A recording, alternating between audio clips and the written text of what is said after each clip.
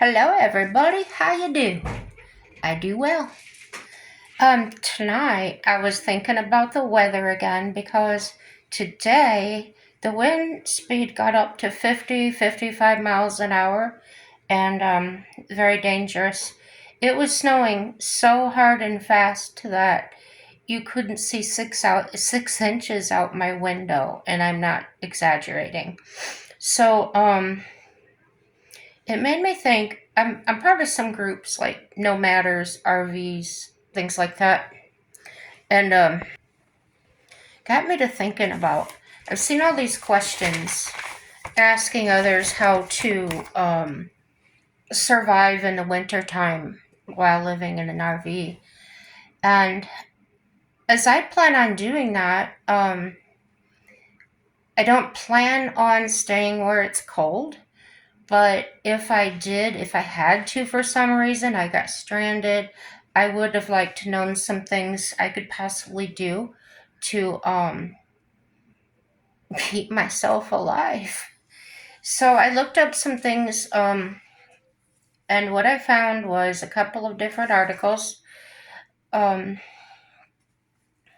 this one's titled Winter RV Life, and it seems this was written by Survival Tips When It's Freezing Cold by the RV Geeks. And this was published 12/12/20, but it was updated on 10/29/24. So, according to the information I've read in this article, sometimes people want to participate in winter activities. Well, we all know that. Um, to visit friends, family who live in places where temps can drop below freezing. So, I'm going to list several tips off of their list. This is what they put. If you're in an RV, that's the recreational vehicle that drives itself. They said if it's a diesel, you want to add anti-gel additive to diesel. What I've seen truckers do that do use it is they put it in when they're fueling so that it gets mixed into the fuel. I don't own a diesel, never have, so I don't know what to do about that. If you have one, I hope you know. They say avoid freezing your freshwater hose.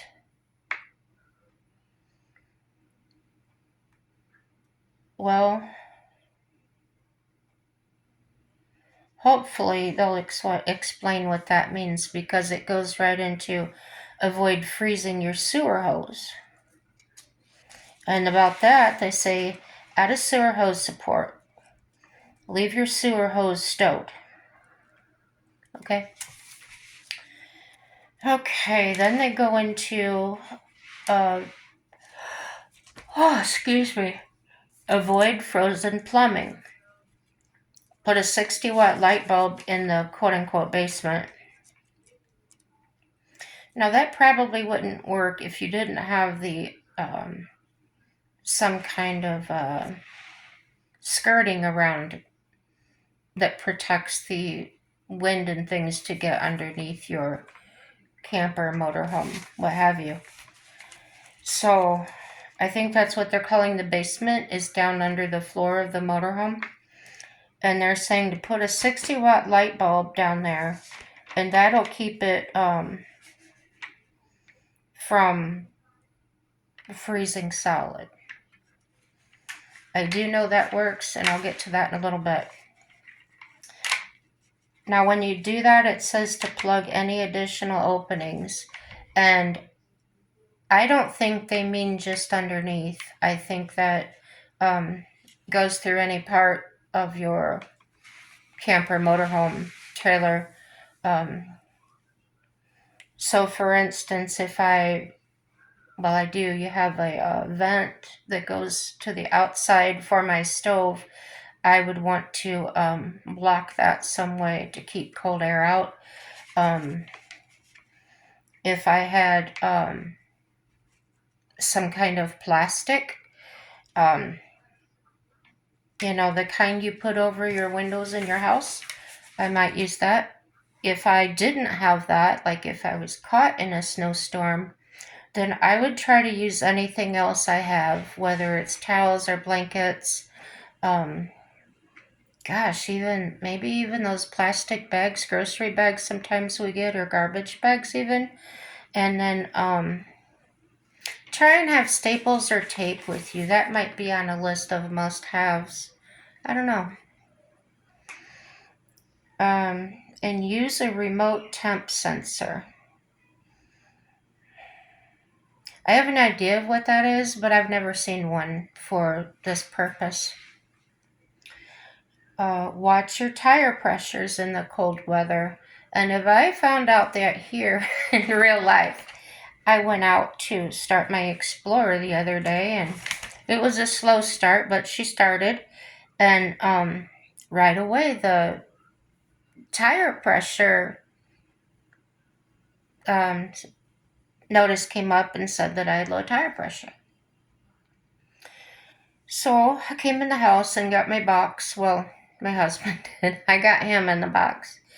And he came out and he said that the tire, even though it didn't look low, it was 23 pounds low, or there was only 23 pounds in it, and there's supposed to be 44 in there, 44 psi. So we did that one, and I went to my appointment. And when I got back in the vehicle, it said the tire was low again. It doesn't say which one. So, of course, I stop and check it, and that tire's fine. Um, However, it turned out, well, that was a rear tire. Now this is a front tire on the other side. So just keep in mind that the cold does affect, especially if you have aluminum wheels, as I do. The weather plays havoc as far as expanding and contracting the metal. Um, Turn your block heater on the night before you travel. I have a block heater because I live in North Dakota, and the cold can get down to negative 40 degrees. So we have electrical outlets on every parking post, and yeah, that's what we do. Um, Now I don't plug it in and leave it like that. I plug it in usually the night before I know I'm going somewhere, and that keeps your oil and that kind of on the warm side, or warmer than the outside temperature, so it's not so slow to lubricate the inside of your engine when you turn it on. Okay, back to the camper. Connect your external propane for extender winter RVs.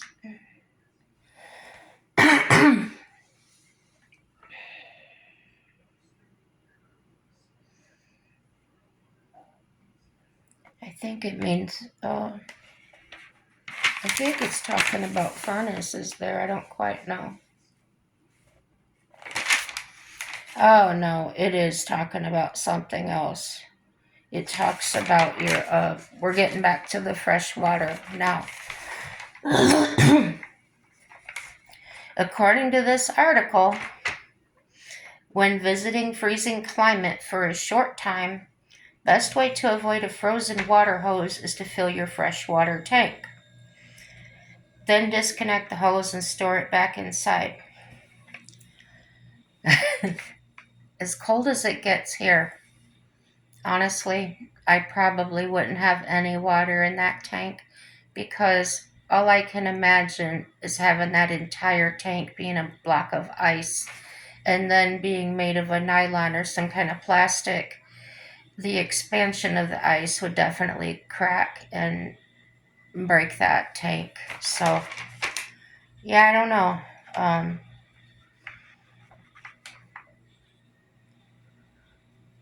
Maybe that's a case by case decision that needs to be made.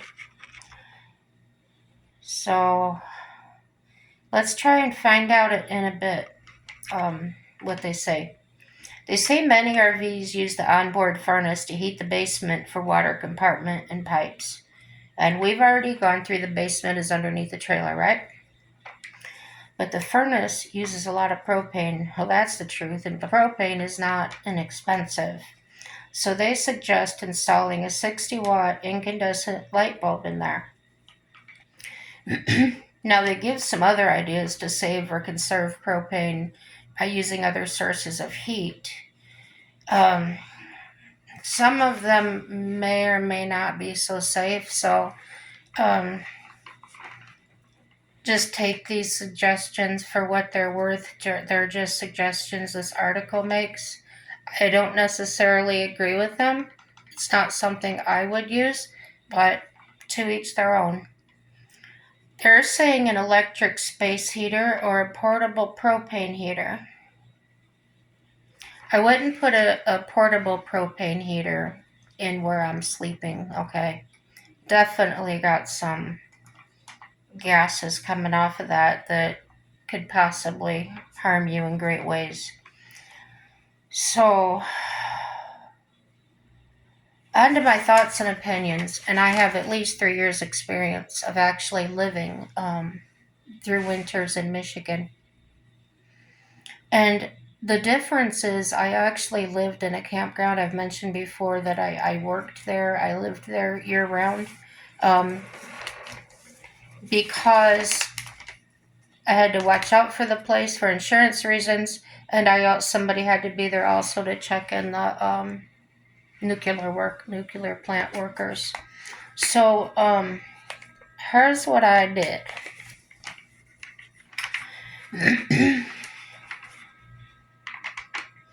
And this is only what worked for me. I'm not telling you what to do. Absolutely. You have to work things out for yourself. But this is just to give you some insight. I put heat tape for the water. Now, I don't know, but if you live in the north, you know what a frost line is and a freeze line, okay?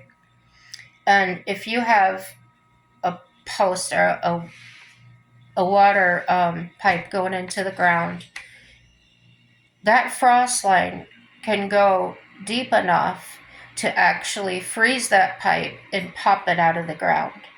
So that's a reason that in those states we have regulations and laws that tell us that wells and things have to be dug something like 100 feet or something.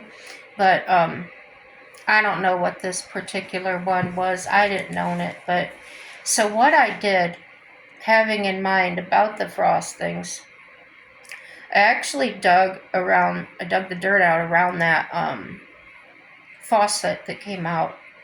And I actually started with my heat tape down in the ground and wrapped it around and came up, and then I pushed the dirt back around it.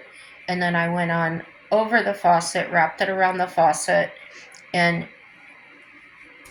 to the line that went into the camper. I also wrapped that area where that connected at. And then I wrapped the whole thing with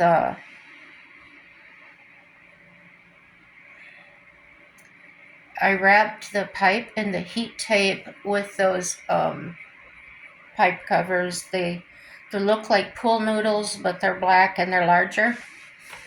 And they're easy to install on there. And then I, along varied spots, I just taped it a little bit to keep it on.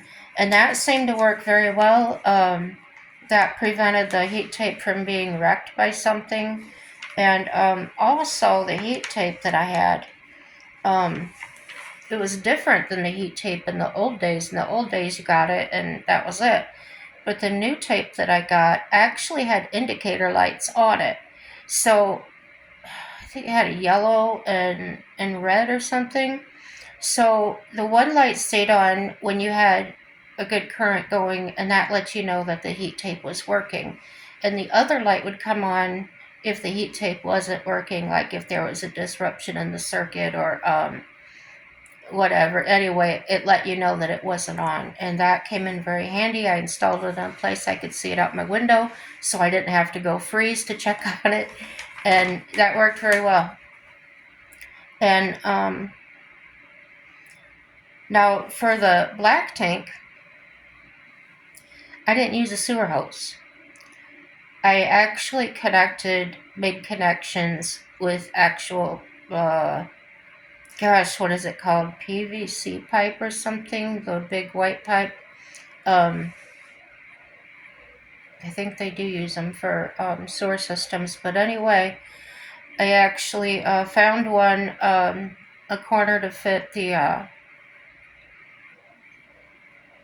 opening on my black tank, and ran the line from the camper to the sewage.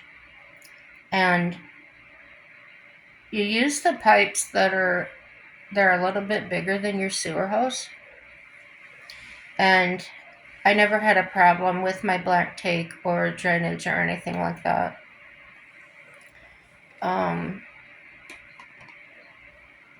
What else did I do? I did all kinds of stuff. Um,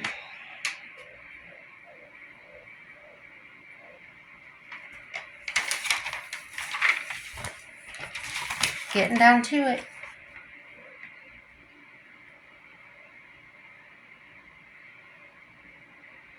Oh, here we go. This is getting back to the light bulb part. I did use a light bulb down there. And what I used was a bulb it's a little bit larger. It's kind of infrared. It's what they use to keep chickens warm. Or they'll put it in the cage with the baby chickens that don't have the mother to keep them warm. They suggest using a 60-watt incandescent light on an extension cord underneath to ensure that if the heat tape quit working, my pipes would be okay for a little bit. So let's say if I was out taking care of a customer, filling propane or whatever I was doing, and my heat tape quit while I was gone, I could just look there and see that my heat tape was off. I would have no idea how long it had been off, but I would have the assurance that the light bulb underneath was still working. And I could actually see, I had like a gap. If you know, you know. All RVs, campers, they'll have little cracks or whatever. Maybe you can see daylight through. This one did, so I could actually see a reflection whether my light bulb underneath was working or not. So that was a plus. I didn't have to go look outside or anything. Um, so what else did I do? I did so many things.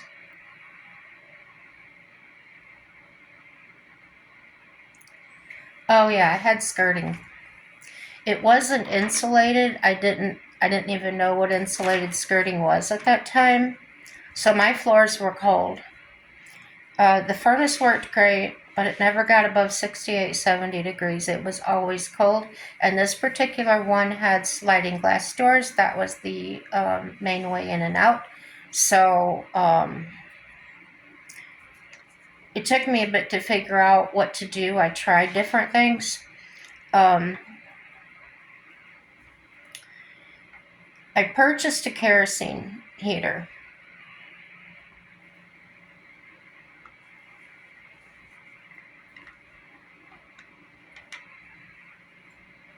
I wrote that twice. Lulu.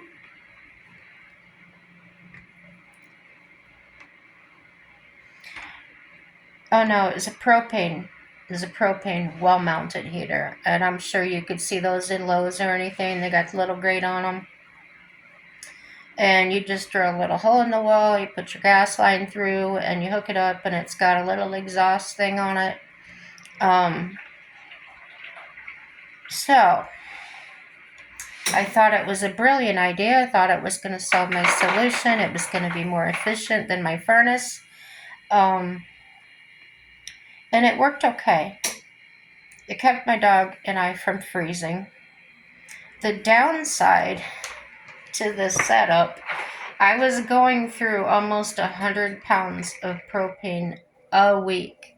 And that was with my windows covered with plastic. That was everything I could do. and I used 200 pounds to stock my propane. So it was 100 pounds, 200-pound bottles. So definitely not efficient. And going through that much propane was not a good thing.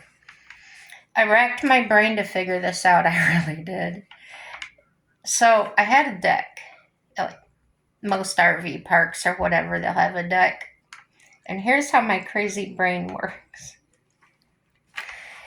Um, it had those metal panels, they got windows in them and screens, and it has a little screen door on it. And I thought, wow, I would have so much room if I could just use that as a room, right? So here I go. I went and bought the foam board insulation, and I put down on the deck. And on top of that, I put plywood. Not thick plywood, just enough. And that became my floor. And then I put, what is it, fiberglass information, the hairy stuff, I call it. And I put 2x2s up and attached them to the seams in the outside porch. And then I put the insulation in there, and then I attached paneling, really cheap paneling.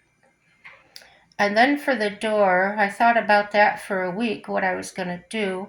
I currently had a blanket hanging over the existing door, but a screen door does not keep the cold out. And so I actually went and bought a house exterior door. And it took some doing, but I managed to build a door frame and put it in. Okay. Retired locksmith, remember. I'm pretty good at figuring things out. So, and it wasn't the first door I had installed. It was just the first one I really had to figure out. And the roof was slanted, and if any guys are watching, you know what I went through. So, after doing that, I was like, oh, now I've got so much more room, but I'm still having to close my doors because I'm not going to run my propane heater, my furnace, that much more to heat up that much more space. So then I had the brilliant idea to get a kerosene heater. It's like, okay, yeah, no propane. So I was thinking about the fumes and things, and I thought, well, this deck room might just be drafty enough to not allow those gases to build up. And it worked that way. So it was one of those tall kerosene heaters with the cage around them. And I was able to leave those sliding glass doors open, and it heated that porch. It heated my entire camper, and it was nice. I had a great big full-size living room in the wintertime. So that's what worked for me.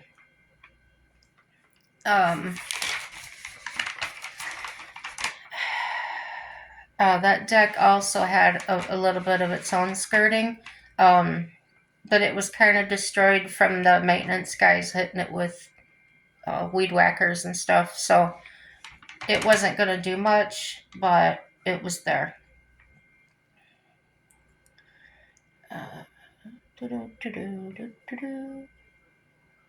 I spoke so fast and knew what I wrote. I just spoke way ahead of my notes again. Okay. Then I was really looking for winter time general knowledge for everyone, and it will cover need to know information whether you are living in your home or living in your camper. And This is one of the things that really concerns me, especially if I find out that someone is staying here in the wintertime, because the cold here has no mercy. And there are some year-round campgrounds, and there's BLM lands, and I just wonder how many people are out there, if any. I hope there isn't any. So according to a website called Physician One, hypothermia occurs whenever the body temp falls under 95 degrees Fahrenheit. Now, I've had years of first aid training, and I know a lot of this already, but this is for your knowledge. Warning signs include drowsiness, shivering, incoherence, disorientation, memory loss, exhaustion, and slurred speech. Sometimes it can be deadly, while increasing risk of frostbite. And I mentioned frostbite the other day. I'm not going to go into that again. They suggest dress in layers, keep your head covered and warm, and gloves. Now, way back, helping my dad doing the ferry work and anything to do with the horses, my dad would kind of make me wear a hat. He said the head lost heat the fastest out of any part of the body. Now, I don't know if it's true, but my dad was pretty smart, and I listened to him. And so that's what I do. If you want to take the suggestion, great. Wear weather-appropriate footwear. As I mentioned, where I live, if you're off the road or something, there's nobody around here for miles and miles. So the possibility of somebody actually come along by accident and finding me, especially if the road was closed shut or something, probably would be a long time before someone found me. Maybe even a whole day or two. I might have to stay there overnight. So I do keep the bag in my car with the extra pair of boots, the wool socks, and things like that. And those are things I would suggest just stowing away in your camper somewhere. Even if you are in a place that has mild weather, I'm not talking like Florida, or I don't know, sometimes it gets cold there too now. Just have something, an outfit or something stashed away that, help you. And if your skin and or clothing gets wet, you want to get inside as soon as possible and get dry. If you're not able to get inside somewhere, there are survival videos on how to do that, or how to try and survive that. And I don't know anything about it, so I can't help you there. So they say if you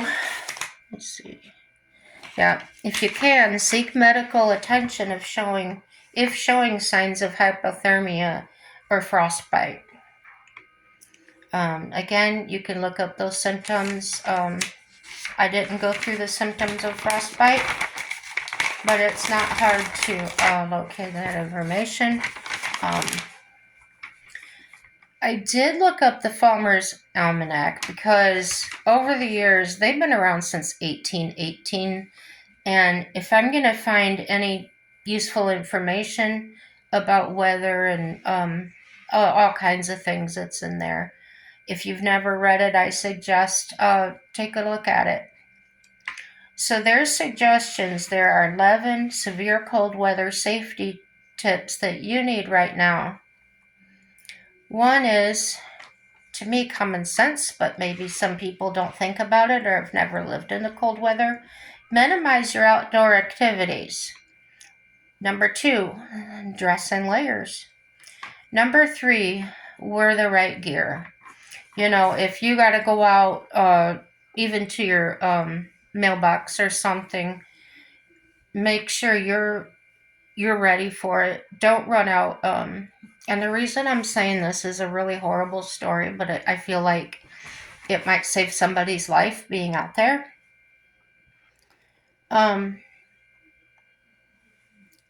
I used to drive past this lady's house all the time, and she lived right on the highway. And she was elderly, and she was kind of bent over, and you could see her out there feeding her chickens, feeding her cow, and things like that. Well, one winter, um, she had gone out of the house in her slippers and, nightgown and robe, as she always did. She had a stocking hat on. And when she went back to the house, her storm door had frozen shut that fast. And as you can probably tell from the story, she didn't make it. A good neighbor, went to check on her, as she always did, after work, and found her. So it wasn't that people weren't checking on her. It wasn't that nobody cared about her or left her by herself. It was a simple accident that may or may not have had a different outcome if she had been dressed better for the weather. Um, she's probably been doing that for years and years, thought it was no big deal, and probably that happened when the heat escaped around the interior door. Maybe she didn't have it closed all the way. And when the warm air met the cold air on the metal storm door, it froze solid. Yeah, cold has no mercy.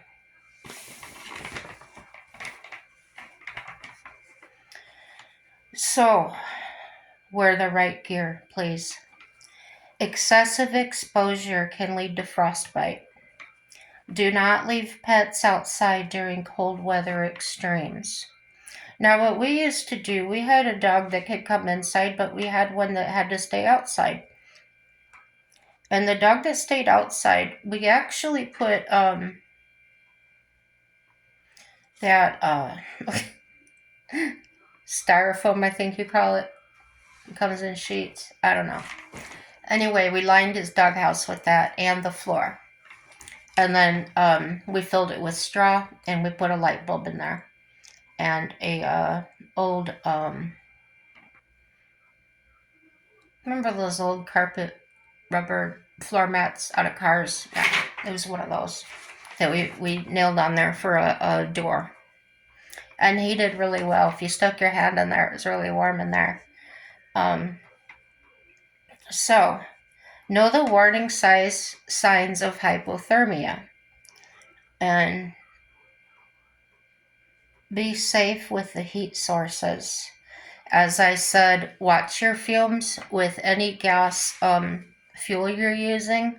That could be diesel heaters or kerosene heaters, propane heaters,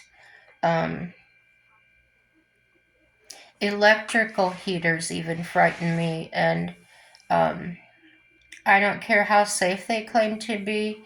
There's always a risk of a bad electric cord, or yeah, I'm really overly cautious sometimes, so that's probably not something I would do. I have seen some people on YouTube and things that have actually got these mini wood burners that take very little amount of wood, and they've lined the walls around it and underneath of it as to prevent fire, and they've put the double walled stovepipe up, and everything that you're supposed to do. I would be afraid because most motorhome camper materials carry what's called formaldehyde, and it's very flammable.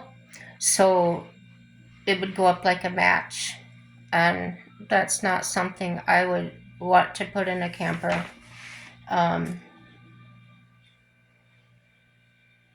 It sure would be warm though, I know.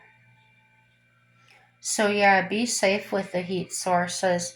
Seal off unused rooms. Now, I'm sure that's mainly for your house, but I think I would do that in a camper as well. Um, my camper, I took out all the water lines that were outside. I do not plan on having any exterior water lines whatsoever. That's just what my experience has taught me.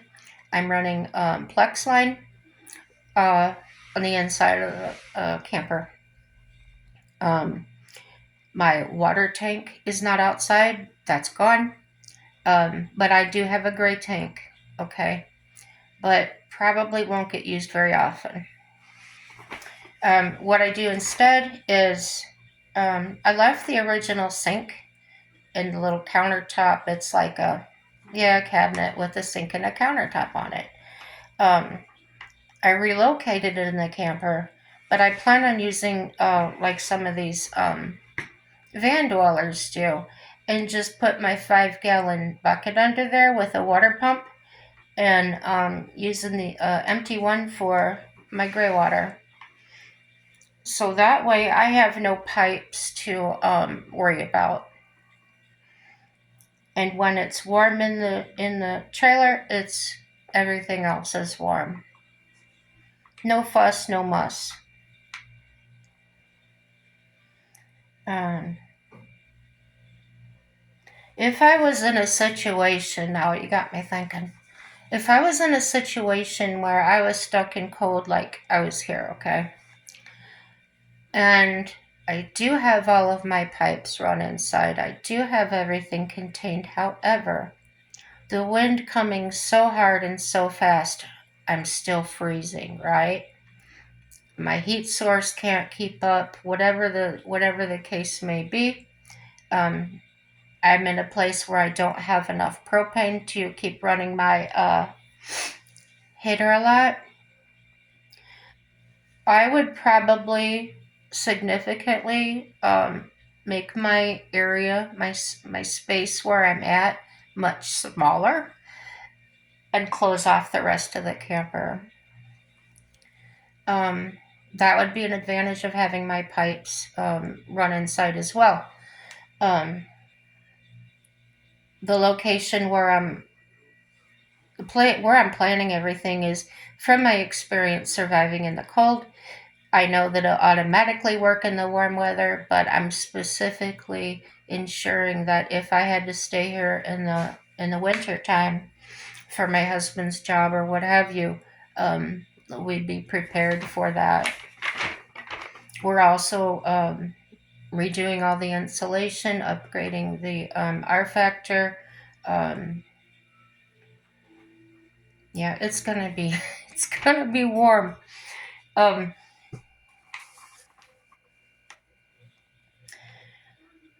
Here's another one. Save the food.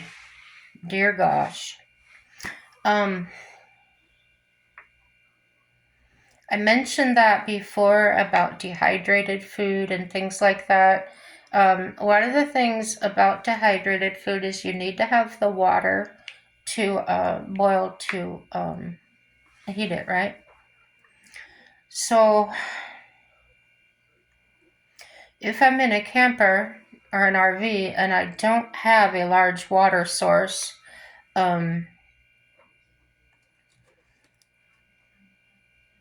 I would drink more water and use less food. If I had to just eat one at one time a day, that would not be a problem for me because I do that now. Sometimes, well, most days I just eat one time a day. I really don't have much of an appetite.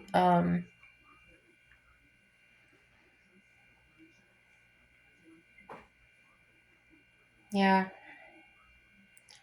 So save your food best you can. If it's a case where your electricity's off, don't worry about the refrigerator. Keep it closed up in there. Or hey, it's cold outside. Throw it out in the snow.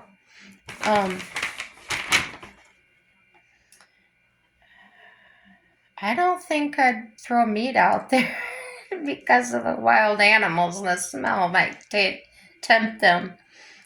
Use your judgment. Use coolers. You know how to do things. I'm just being silly. Allow a trickle of water to run from your faucet of your pipes have been frozen in the past. So obviously I'm not going to have to worry about that in my pipes, because in my sink I'm going to have separate water. The only reason I'm even running water lines is for a shower. So if something did happen to those lines, no big deal.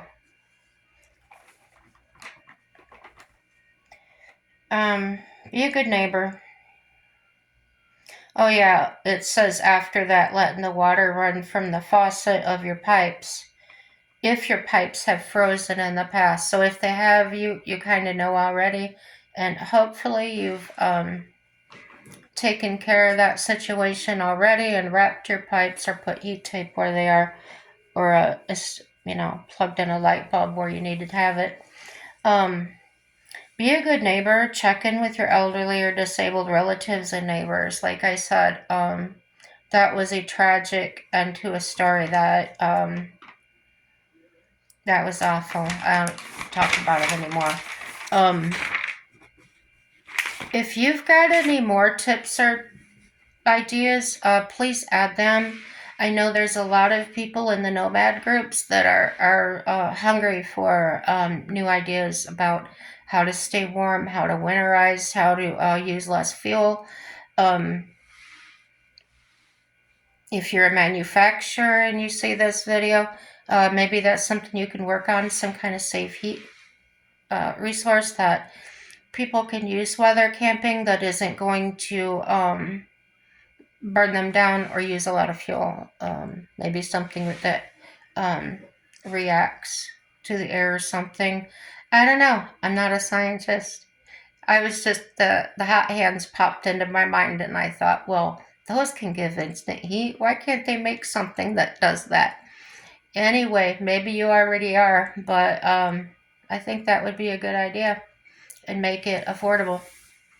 So, yeah, I think that's all I got to say about that. One thing that crossed my mind too as I was talking was, I have a cat.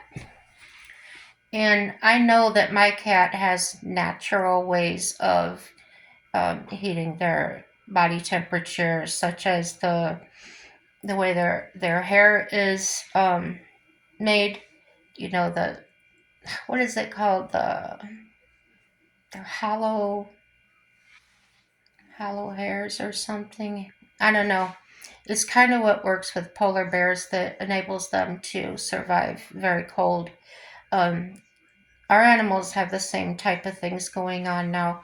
Of course, if you have an animal that's not from this area, that was maybe from Mexico, like a Chihuahua or something like that, or you have a hairless cat, I personally think it's cruel to bring them into the snow areas, but everybody does what they do, and if it suits you, that's fine. I don't need to approve of it. We all got our own ways of thinking and things. So, yeah, I don't believe in putting a sweater on an animal, um, especially one with long hair. You can cause skin disorders.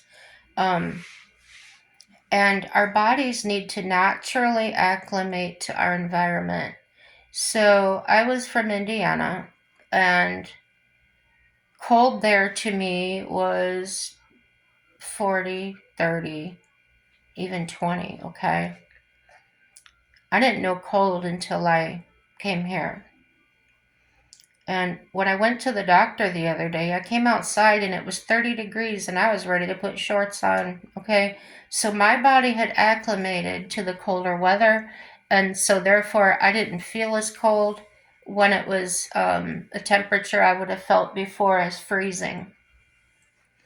So if I moved here from here to Florida, where it is very hot, I would probably suffer immensely until my body could acclimate to that warmer weather. So it's the same thing with animals, in my opinion. They can acclimate. We never put our animals in the barn, horses in the barn, until it got bitterly cold. And the reason for that is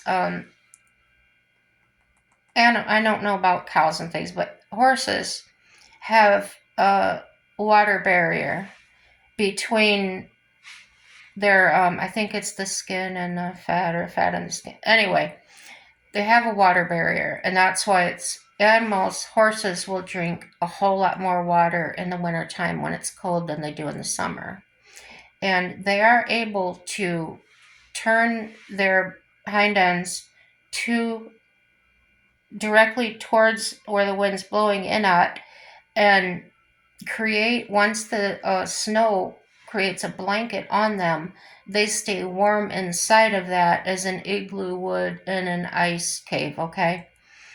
So when your horse is not allowed to do that ever, and you keep them in the barn every time it rains or every time it snows, you're actually weakening their immune system. So yes, if it's below zero, if it's an ice storm, absolutely. The other thing they learn is the barn is where I go if I'm scared or whatever like that. That's what you call barn sour. That's when a horse will not leave a barn. When you ride it, it doesn't want to go away from the barn. You can't make it go. There are ways to correct that, but they won't go. Okay. The reason that is dangerous is because if there's a fire, the barn is on fire, that animal gets scared, and where does he want to stay? And he will burn alive. Fact. So, happened at a riding stable that I know of, and some very expensive horses burn alive because they were kept in the barn a lot, and they thought they were safe there, and they wouldn't come out for anybody. So get educated, make decisions based on evidence, not on what your heart tells you.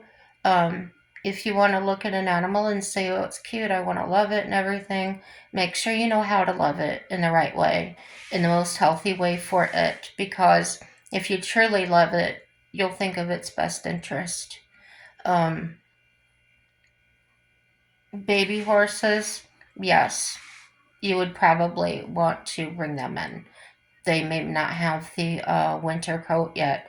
And that's another important thing, is to let that horse build a winter coat.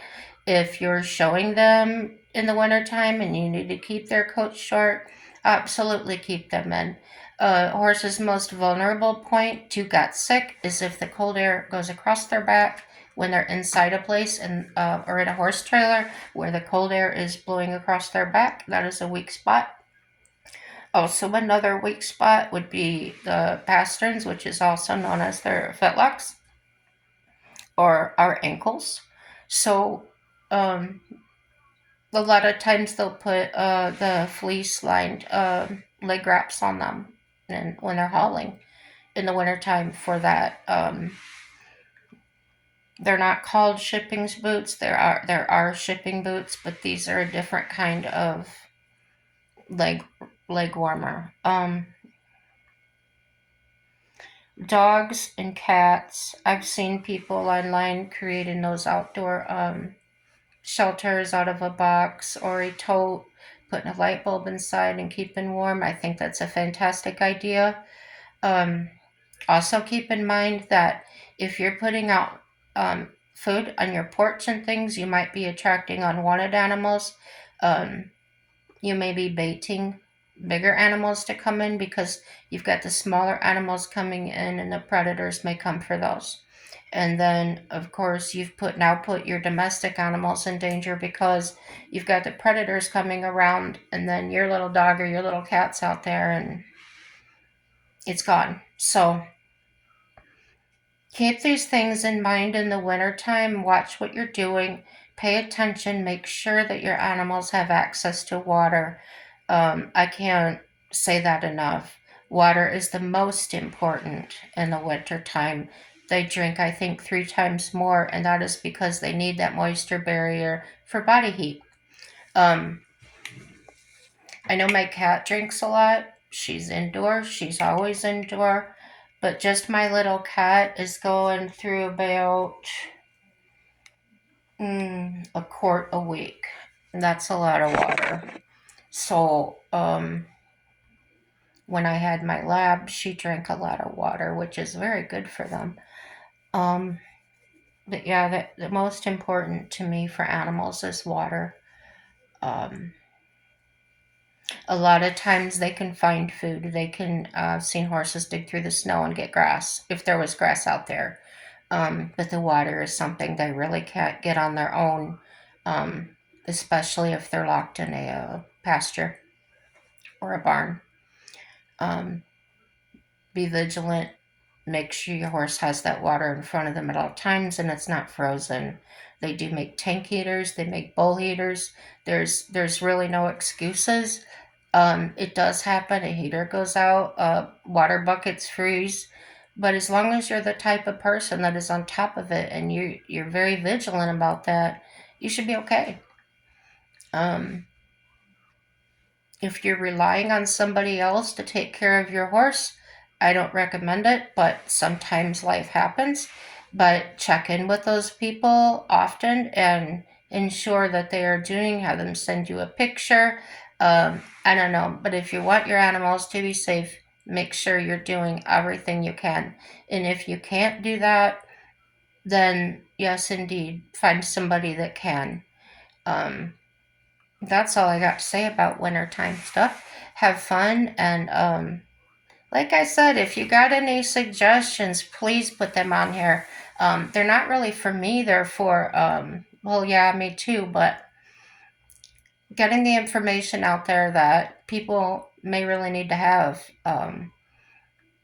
Like put in the tire thing on there the other day, the tire information. Um, a friend of mine just went berserk because, oh my gosh, she says, you don't know how many people out there have no clue how to tear up a tire. I didn't know that when I made the video, but it's glad to know that it's probably needed by somebody. Um, yeah, so subscribe, guys. Like, dislike, it's all good. Um, comment, share, and have a happy day. Bye.